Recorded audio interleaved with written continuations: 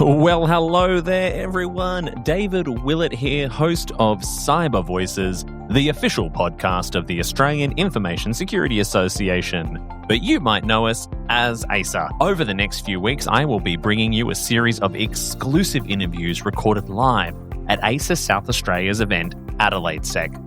This event brought together the brightest minds in the industry across government and private sector to share ideas on how we can make South Australia and Australia in general a more cyber secure place to live and work. Each one will share with you unique insights on how to improve your security operations. From incident response to third-party risk management, you do not want to miss our South Australian mega minds of security on Cyber Voices. Make sure you subscribe to this podcast on your platform of choice and ring the bell to make sure you get notified when our latest episodes drop. But now it's time for Cyber Voices live from AdelaideSEC with Zoe Adam.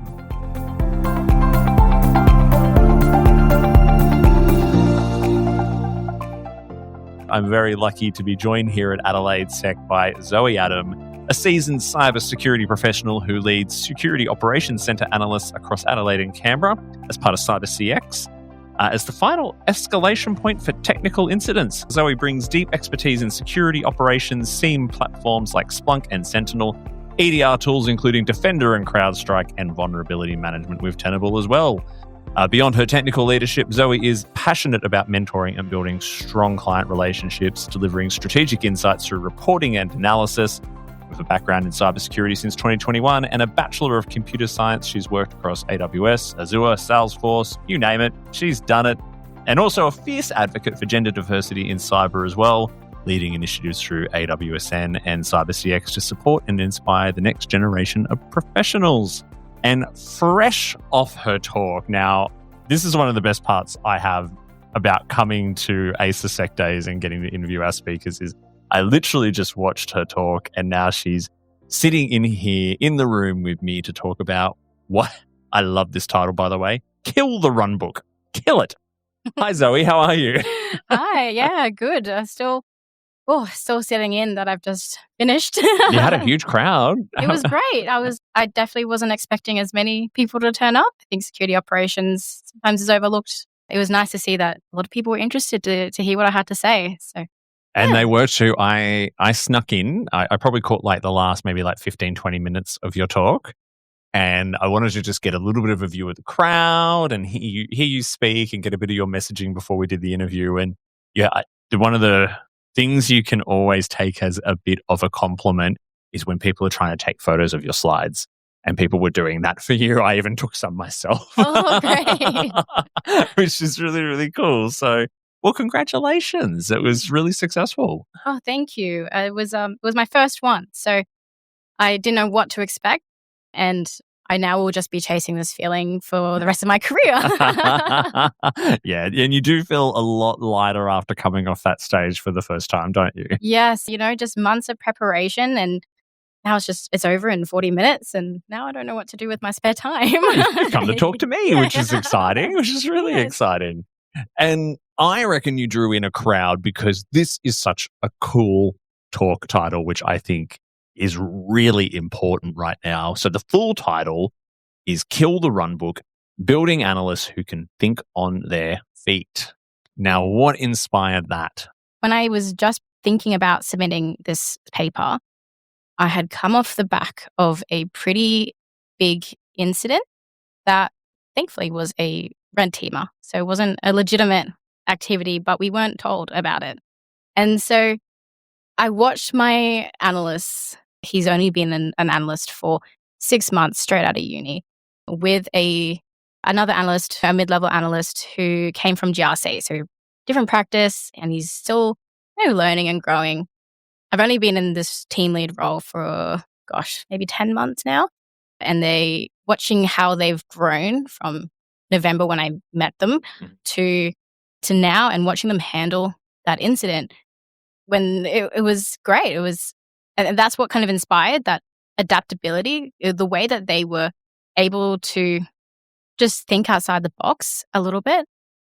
But I've always kind of been of the view that we need to be adaptable in security operations. There is no runbook that will always fit every situation. I have been in very weird ones, strange alerts. I talked about the active hands-on keyboard incident that I almost closed off. And that's when I learned that, okay, that pivoting, that gut feeling, that instinct is more important than, okay, here's a checklist and check this and check that. It's not how that works. You made an interesting point in your talk around how some of the traditional tiering methods of investigating an incident, where you've got your level one who basically handles, I think you said, like the first maybe 5 minutes, right? Bit of triage, gathers the information, and then sends it on to someone else. And then you kind of got your level one, your level two, level three. Everyone's kind of got their little rubber stamp to put on it. But you mentioned that kills curiosity. And that was a huge takeaway for me. And I saw the lights go on above everyone's head. It's like such a simple concept, but I wonder if sometimes in security incident management, we get too bogged down in more like traditional IT incident management, which is all SLAs and level one does this and level two does that.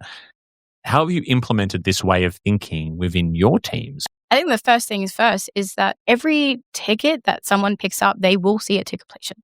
So it does not matter if it is an associate who has been here for 2-3 weeks or a senior analyst who's been with us for 3 years. My expectation is that an analyst will see it through.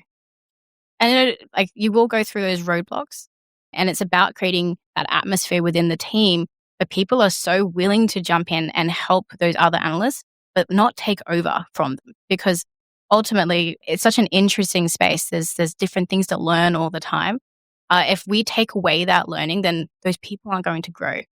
So then we're going to lose out on really great analysts or associates who never really then become great seniors. So it's about that, not only just the expectation of, hey, pick up this, you've picked up this ticket, you will close it out. It's also that teamwork, that culture that we have within our teams that just help people feel safe to ask questions, to actually put up their hand and go, oh, like, I haven't seen this before, or can you talk me through this? And those people that are willing to share that knowledge. So there's also that cultural aspect as well, that I think I just got incredibly lucky that I've got some really great analysts in my team who are just so curious and so willing to lean in and help each other out. So it is very much, stronger together, and we improve together and we build together. It sounds like it must be an amazing team to work in. So well done on that. Let's look at it from both sides. There's the traditional way, which a lot of people are probably still doing. You touched on there some of the potential pitfalls that you can fall into, including the overlooking or closing off a true positive if you are not encouraging that curiosity. Is there a sanitized version of a story you can give me where you've seen that happen? A few years ago now, quite a newer analyst. I was on my first week on call. Yeah. And that really starts it off. Sets the scene nicely, by the way. Yeah. So it was my first week on call, and it was a nice Sunday afternoon in Canberra, and I got the alert come through to my phone, and I logged in, and kind of that first maybe 15 to 20 minutes as I was investigating, it didn't look too bad. It was a obfuscated PowerShell script, and it wasn't kind of behaving weirdly from that first glance, but I still just didn't feel right about it. And so I went through, I was about to close it off, and I thought, no, I need to know what is happening. What am I seeing right now? And it wasn't until I went, okay, I'm going to go have a look at a different log source. I'm going to start, tracing back to the host logs. So I was looking at command line activity, the script blocking logs. It wasn't that bad. I wasn't seeing anything too crazy. So I went into the host logs and the user logs, and I started to see essentially live watching someone attempt to download things like TeamViewer on this host. Obviously, that was my first call out, and I had my heart in my mouth, and oh my goodness, I can just imagine. It was a complete adrenaline, and I think it was that aspect of, no, I just didn't I needed that. And you still need to keep finding out why. I just have this innate need to understand fully what's going on. I can't just go, oh, okay, that's good enough. Like I'm just one of those kind of people, the annoying kids at school who was like, oh, but why, miss? That was me. I was the annoying kid at school. And so I needed to understand why and that curiosity. And I think that's when it really clicked for me that that's what's really important. And as I started kind of going up the ladder and starting to get involved in our hiring practices, I always found that I was then looking for analysts who were curious. Those people, there was people who had lots of certifications, but you could just tell that they didn't have that innate need to be knowing and that desire to be curious in security operations. And I would hire someone who was curious over, someone who's probably got Sec Plus, Yeah, and I've said it on the show before that actually my hat goes off to everyone who does the certifications in our industry because they are hard and they're tricky to get through. But there is definitely a balance between having the book smarts and having that innate curiosity that you're talking about. I wonder if you ever stop and think about, you almost closed that ticket off or almost disregarded as a false positive. Do you ever think of that, wow, that was a bit of a sliding doors kind of moment? Absolutely. Yeah, and I think that also helps you just understand how much our role can impact. As an analyst, sometimes you lose sight of what our decisions mean, especially as a service provider, that's someone's environment. How is their environment going to be impacted, or how will that impact, especially, I'm quite passionate about the impact that organizations will have on Australia's, national security. Yeah. So how will that impact, the family of four and it's okay. Sorry, how that'll impact the family of four. Yeah, how that will impact the family of four, the people that have the takeaway shop, or that's how I try to link back on the impact of what we do. It's a lot larger than that. And so me closing that alert off really made me stop and think and go like, wow, the impact that could have had if I did close it off would have been a lot larger than I think I would have realized. So that's how you learn what the weight of your role is. And so I've worked jobs where I've run SOCs internally and outsourced SOCs and hybrid environments and all that kind of stuff as well. I've seen people in the past almost like they're trying to prove it's a false positive. And I get it, like, because as soon as it's not, it's a pretty bad day at the office. But I feel like that lack of curiosity with these traditional methods of investigation built in will create that culture, right? It's like, I just want to, prove that this is just a, normal bit of background noise in whatever application or system this is.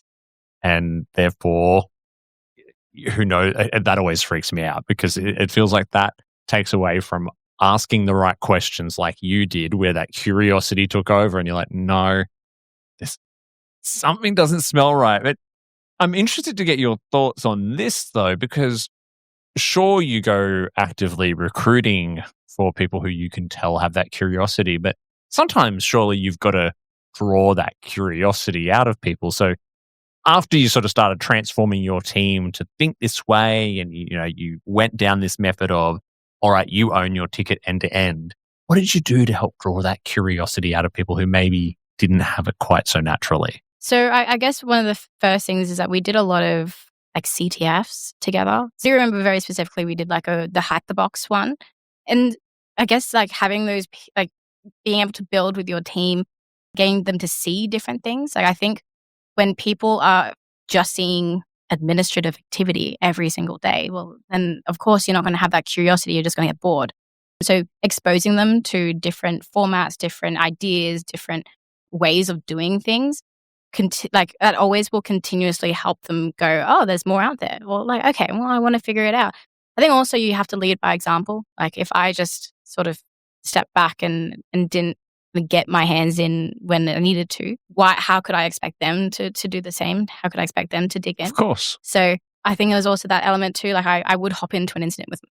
I wouldn't just, I sit on the sidelines. Sit on the sidelines and do comms. I would actually get on the tools and actually, especially with my younger, like my associates, I would do a lot of shadowing and one-on-one training with them. And then when those incidents did occur, even if they weren't involved, I'd actually bring them in just to watch and shadow and see how we might operate as a team, or how I might expect them to operate when we're in an incident. Like, how do we, divide and conquer between myself and a senior analyst? We might go network logs, host logs, we'll dump information to a spreadsheet and start doing comms to a customer. So it was about always exposing them to something new. And that is, I think, the key part of trying to build that curiosity, because if they're always seeing something new, then, I personally, I always want to find out more. Yeah, it speaks to something that you touched on towards the end of your talk, which was the elements of a well-tuned SOC. So can you take us through that concept a little bit of what goes into a well-tuned SOC? Yeah, of course. It is definitely one of those things that can be very difficult to start, because if you're always bogged down by alerts, it is no surprise that you're not going to find time for appropriate tuning. So it becomes this vicious cycle of, I've got a lot of alerts that need to be tuned out, and then I don't have time to tune them out because I've got 100 alerts to do. But it's about what we did very specifically was I broke out my seniors and I got them to do a review of kind of what alerts were super noisy in particular environments. And they would kind of do a couple every day. They would document everything, and then I would review what they were doing. That kind of, it just helps break down the amount of alerts that you were having. But it is about that clarity. I have seen situations before where something should have been picked up, and it was just the alert logic that was suppressed that was slightly incorrect, and that then missed a bunch of activity. So that I kind of saw that happen and kind of quickly realized, wow, okay, we can't just be closing off or suppressing administrative activity all the time, right? Just because we know that particular admin account does this thing probably once or twice a day, it's about how do we make it more granular, because as soon as that deviates, that's when we want to see it.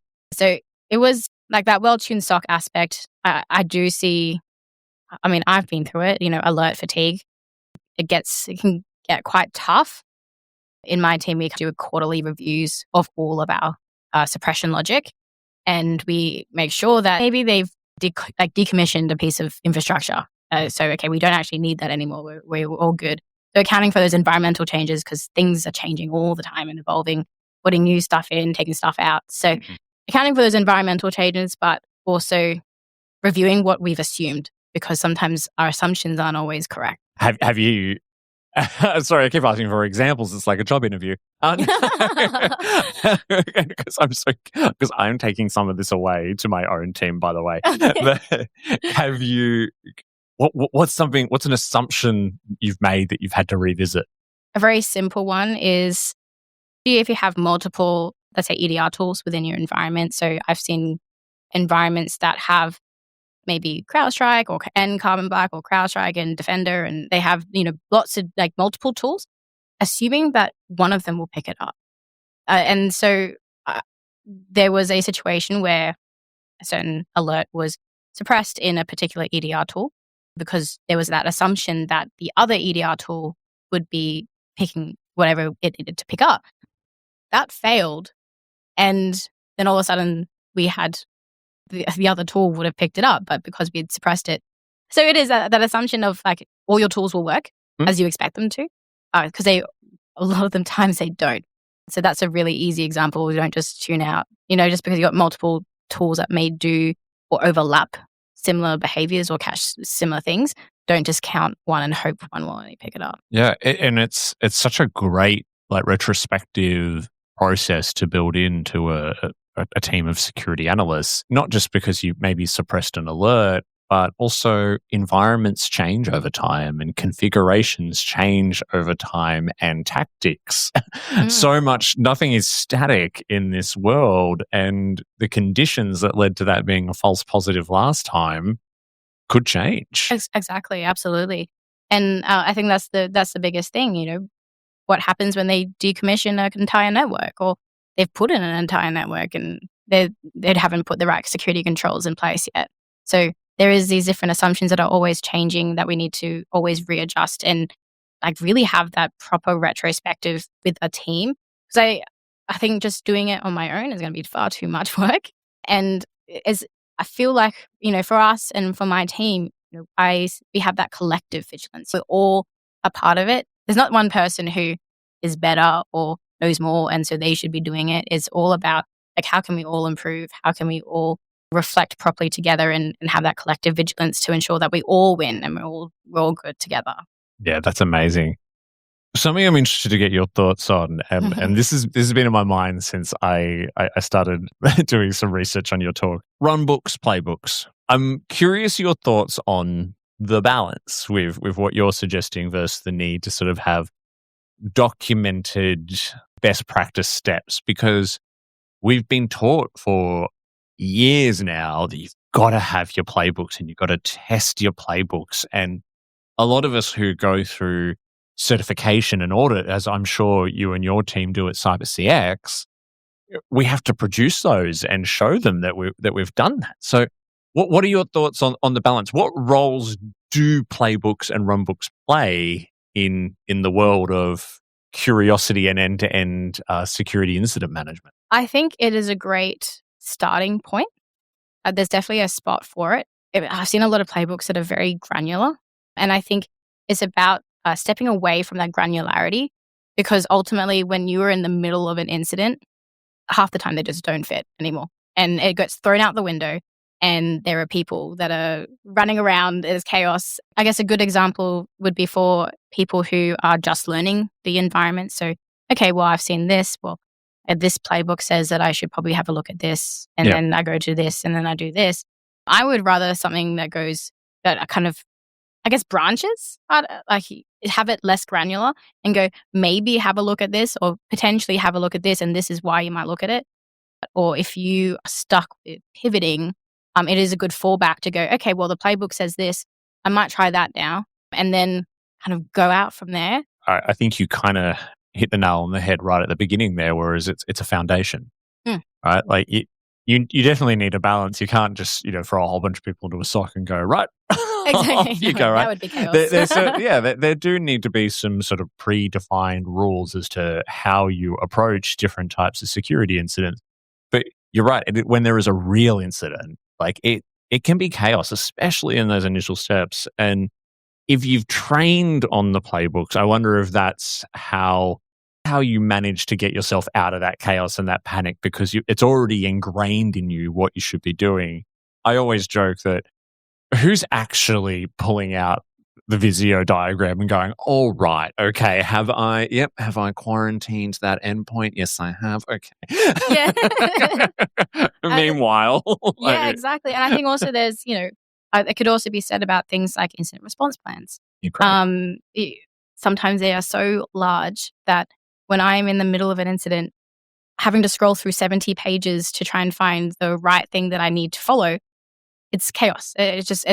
It becomes more stressful because there's too much information. It's overwhelming. So I think that could be said about a lot of different aspects of security. And those documents you read and update them during peacetime, so that during wartime it's ingrained in you, because it's time consuming to have to pull it out. I don't think I've ever been in an incident where we've had to pull the documentation out. I've definitely been in an incident where I've gone, especially to like the senior stakeholders, like, as per our incident response plan, we've done this, we've engaged the retainer, we've blah, blah, blah, blah, blah, all that kind of good stuff. So yeah, they have their place, but yeah, holding people to account on them to the level that I think, we were kind of alluding to there, that's going to kill that curiosity that you're talking about, right? Yeah. And that exploration, I think, is just frameworks and be able to just explore is probably the best way to learn in security operations. Absolutely.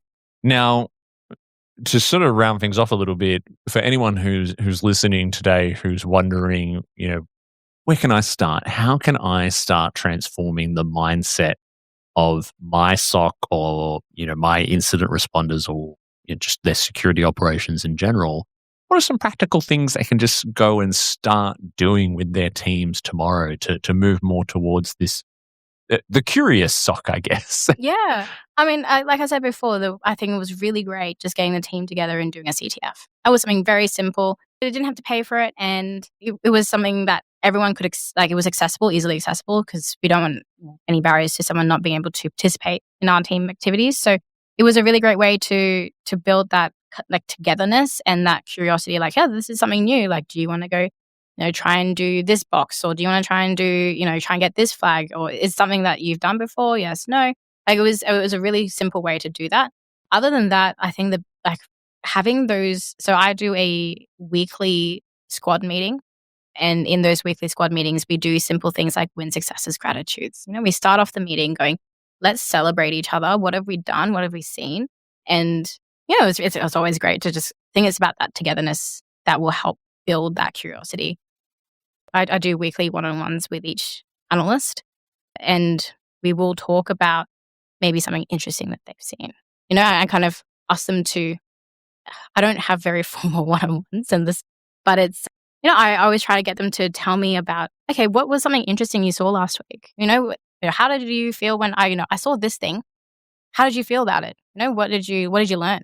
And so it's about kind of making them naturally want to be curious and want to give you more as well. If you have that ingrained in your processes as a leader, well, then they're going to feel okay, well, I want to learn more so I can tell Zoe about it in our next one-on-one. And that will help just build that curiosity. I have a monthly retrospective with all my seniors, and we talk about how we can improve. What did we miss? Also just how the team is feeling and how they're going. Because sometimes, my seniors, they'll probably talk a little bit more or interact a little bit more with my associates, for instance, at days. And they're able to kind of go, hey, yeah, this person is, alert fatigue or, whatever else. And so we have those nice touch points, I think, is where we can build those curiosity. How that looks is going to be different to everyone's leadership style. Everything I'm hearing Zoe talk so much about the human element of all this, and you're building trust, you're building relationships with your people, creating that sense of camaraderie before a bad incident happens. Because I've been in a lot of situations where the team comes out of a major incident where they've just worked a 100-hour week, and then they have a sense of camaraderie. Yeah. Not that they didn't before, but you know what I mean? There's that connection that you built. And it reminds me of how you finished your talk, which was the final bit of advice.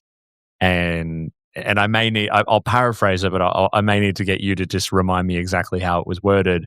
But you said something along the lines of how your tech stack is one thing, right? You can have all the amazing technology in the world, but it's the people operating it that are really going to save you, or something along. Can you refresh my memory? What was that line? So it was, great security operations isn't just built on your tools. It's built on the people behind the screens and how you choose to grow them.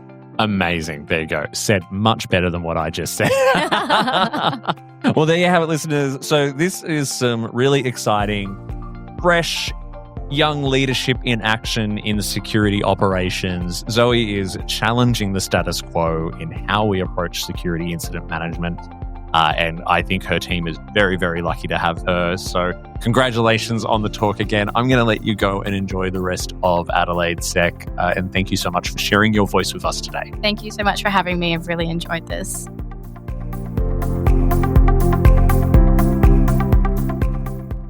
Hey, before I let you go, I need to ask you one simple question. Are you prepared to transform, to evolve? Well, guess what? ASA presents CyberCon Melbourne 2025 is almost here. Also known as the Australian Cyber Conference, CyberCon Melbourne takes place on the 15th to the 17th of October 2025 during Cybersecurity Month. In an era where digital frontiers are continuously expanding and evolving, CyberCon Melbourne will be a catalyst for transformation and evolution. The largest cybersecurity conference in the Southern Hemisphere, it attracts over 400 leading cyber, humanities, science, and celebrity speakers from around the world, and more than 6,000 delegates to explore and set new paradigms in cybersecurity. In fact, some of our amazing speakers this time around include the first female White House CIO, Teresa Payton, and Washington Post former investigative sleuth and award-winning author Brian Krebs will keynote, with engineer, inventor, and innovator Dr. Jordan Ewan returning by popular demand. Don't delay. Register to attend today at cyberconference.com.au. And if you need your brand front and centre at CyberCon, contact our national events and sponsorship manager, Susanna Palermo, by emailing sponsorship@asa.org.au to get the best exposure for your company. CyberCon Melbourne, the Australian Cyber Conference, is proudly brought to you by the Australian Information Security Association, Australia's largest and most trusted cybersecurity peak body, and major partner, the Victorian Government. See you there.